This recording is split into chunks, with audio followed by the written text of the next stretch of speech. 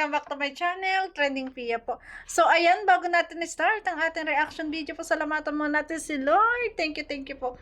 At syempre guys, pasalamatan natin na may-ari ng video, Kalingap Mikoy. Kung di ka pa subscribe ka na po at huwag kalimutan supportahan ang ama ng Kalingap, Kuya Bal Santos Matubang, Kalingap Rob, Ate Edna, si Ma'am Jack, Kalingap Edu, Kuya Jomar Vlogs. Please support po natin, lalong higit po mga upload nila sa kanilang mga paglingap.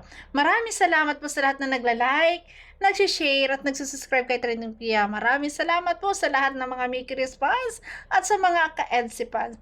So ngayon, i-reaction video natin itong live kagabi ni Kalingap Mikoy pagkatapos po ng premiere po ng part 16 ng Mikris. Grabe, dito ay sinagot ni Kalingap Mikoy yung mga tanong, aligasyon, mga napansin ng mga viewers. Bilang isang viewers, ayan. So, nagsabi sila ng salubin kay Kalingap Mikoy kung ano yung nakita nila sa kanilang pinanood. Pakinggan po natin. Bitin Mikoy, kulang sa kilig. Actually, may may reason naman po kung bakit gano. May konting pagbabago, pero siguro hayaan na lang si Kalinga na lang mag-explain po diyan pagdating ng pag umabot sa point na siya na yung paano ko ba explain? Pag nag-live na lang si Kalinga Prab yun. Pag nag-live na lang po si Kalinga Prab, siguro si Kalinga Prab na lang mag-explain sa inyo na may konting pagbabago. So, ayun, may nag-comment sa kanya na Kalingap Mikoy kulang sa kilig. Although, inamin ni Kalingap Mikoy na may pagbabago talaga. Diba? Na yun ay napansin po ng viewers. May pagbabago po sa kanilang upload or sa kanilang shoot. Diba? Dahil sa mga nangyari, syempre, at talaga kailangan pinag-aralan siguro ng gusto ni Kalingap Rob na huwag muna, 'di ba? Kasi bata pa nga si Krista. Bata pa. Kaya aminado si Kalingap Mikoy na talagang may pagbabago. May dapat baguhin sa mga dating vlog. Pero bilang isang viewers, sana accept po natin yon. Kasi po, alam natin po ang kalagayan ng Kalingap Rob sa mga issue po na lumalabas ngayon. At syempre, ang kalagayan ni Kalingap Rob kasi nga po, isang minor de edad po ang isang Krista. Kaya kung ano man pong i-upload, ipalabas, maging happy na lang po tayo. Ang masaya po ay may mapapanood tayo. May masaya ay mapapanood pa rin natin sila. 'Di ba? Pero ito, ayan, sabi nga ni Kalingap Mikoy, si Kalingap Rob na ang intayin pag nag-live. 'Di ba? Although, hindi kasi niya, siguro gusto rin niyang ipaliwanag, pero syempre, ang makakapagpaliwanag ng maayos dyan, syempre, ang director. 'Di ba? At ang kanyang Kuya Rob. 'Di ba? So, ayan, 'di ba yun nga ang director. So, ayun, accept na lang natin kung anong ating mapapanood para sa akin. Para dire-diretso lang po ang upload, huwag tayo maging demanding. Although talaga legit, sulit tayong supporters, 'di ba? Na napapasaya nila at kinikilig tayo.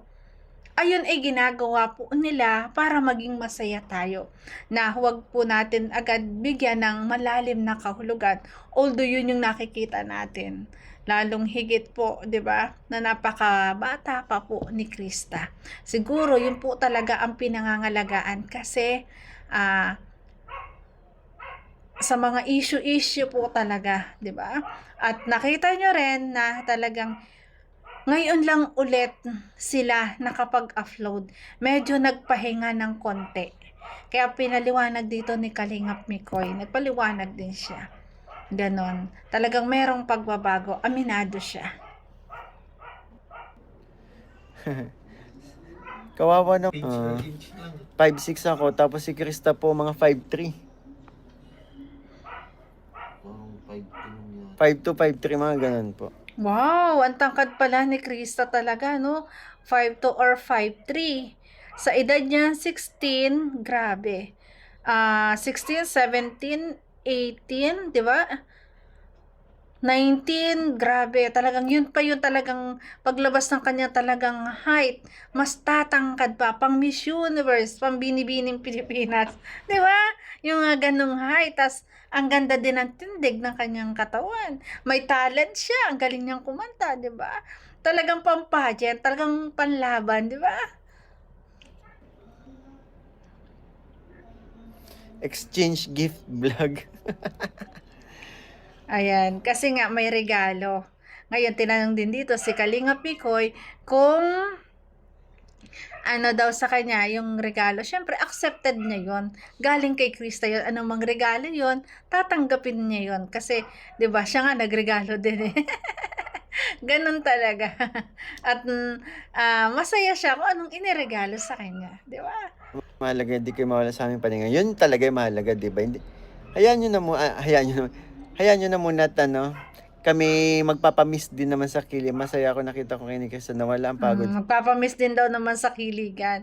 Ang masaya, yon. Saludo ako sa nag-comment na ang mahalaga, 'di ba? Napasaya nyo kami. Ang mahalaga napanood namin kayo. 'Di ba? Yun talaga yung mahalaga kasi ang tagal nating hindi napanood, 'di ba? Kung ano man yung i-upload, accept natin 'yon. Maging happy tayo kung ano yung ibinigay sa ating upload, 'di ba? Ang mahalaga talaga napanood sila. 'Di ba? Magkaroon tayo ng kontento, maging kontento, wag tayong ano yun, tawag doon, wag tayong manghuna pa, demanding, wag tayong masyadong demanding, 'di ba? At inuulit ko po, bata pa si Krista, 'di ba? Sa daming issue pong nangyari at dumarating pa lalo at nandiyan pa si Makagago. Alam niyo naman po na talagang pinapangalagaan din syempre ni Kalinga Prab ang kanya mga beneficiary, lalong higit nga po sa mga issue.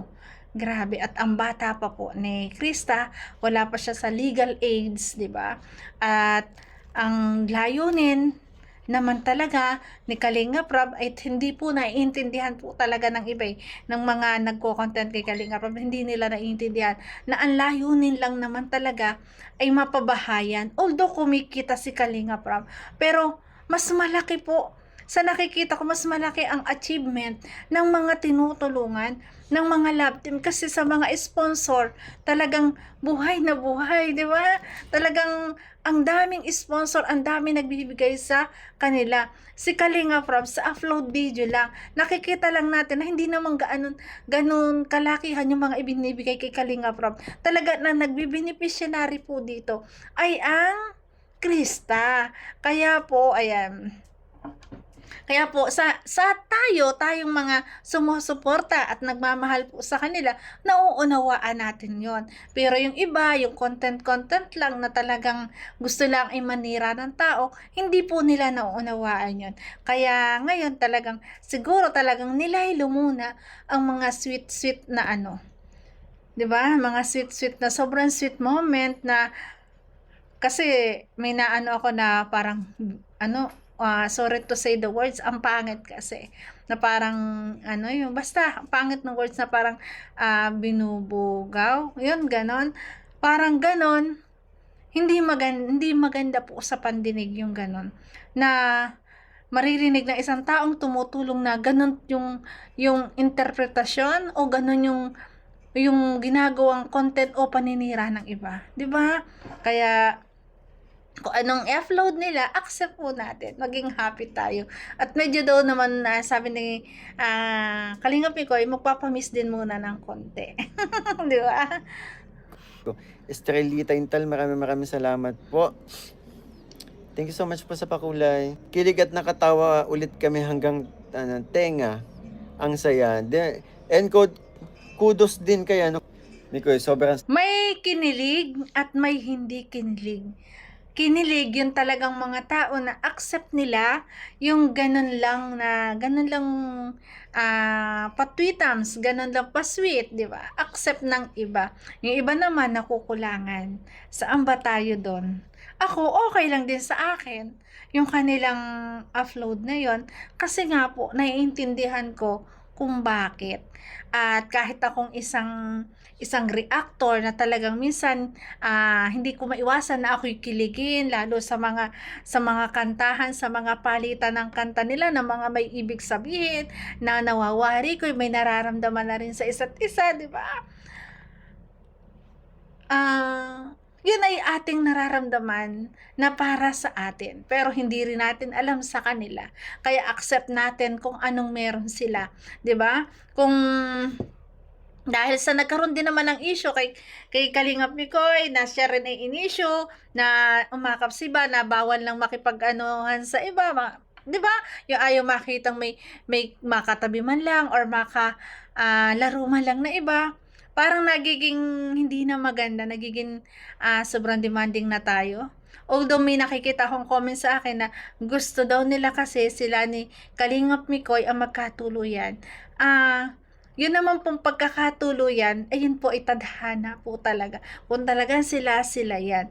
Pero bigyan natin sila ng kalayaan, syempre, nasa ganyang edad, lalo si Baby Krista, lalo si Krista guys, napakabata pa. Enjoy life muna, di ba? Enjoy life. I-enjoy muna yung pagiging dalaga, di ba? At darating yung time na pag talaga sila, at the end, talagang sobrang saya natin doon. Basta tayo, suporta tayo sa kanila. Kung napapakilig tayo, ay grabe.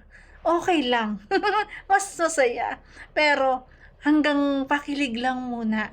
Huwag muna tayo na, 'di ba? Na huwag na muna nating ambisyonin na sana huwag muna nating ambisyonin na mas mag-level up pa ng sobra kasi nga bata pa po si Krista.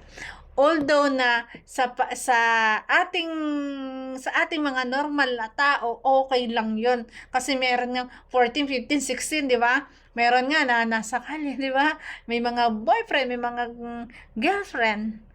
Ay ang problema kasi guys, nasa social media sila.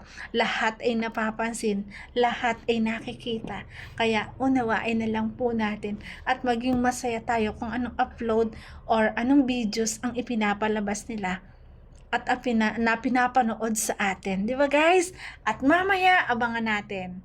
Kasi mamaya po, parang live selling po nila. Sa'yo namin ngayon, love na love namin kayo ni CJ, nabuhayan kami lahat. Wow. Nabuhay ang inyong katawang lupa. Ang daming natuwa, nabuhay talaga. Kasi ang tagal ba namang walang upload, di ba? Grabe. NP, bagay na bagay ang damit ni Krista sa kanya, lalo Ang siyang sexy, gumanda. grabe, ang Oo, ang ganda. ganda niya talaga. Parang prinsesa ng Encantadia si Krista that night. Ang ganda. Yes po, tuloy na tuloy pa ang aming live selling tomorrow. See you po. Ayan. Mag-mind kayo ha. Ayan, guys, tuloy po ang live selling nila mamaya. Ayan, mag-mine na kayo. Mag-mine na at abangan po mamaya. At baka po yun ay karugtong na ng part 16, di ba? Yun na naman yung sasabihin natin eh. Part 16 na ba ito? Dahil sa kulitan at lambingan ng dalawa. Grabe guys. So, maraming salamat po sa lahat na nagla-like, nagsishare, at nagsusubscribe kay Trending Pia. Maraming salamat po. God bless po sa lahat. Ayan, abangan po natin mamaya ang live selling nila. Bye-bye guys. At sa mga ka-Etsy po, may upload din po. Parang may upload din po ang Etsy. Thank you so much po at maraming salamat. God bless. Salamat.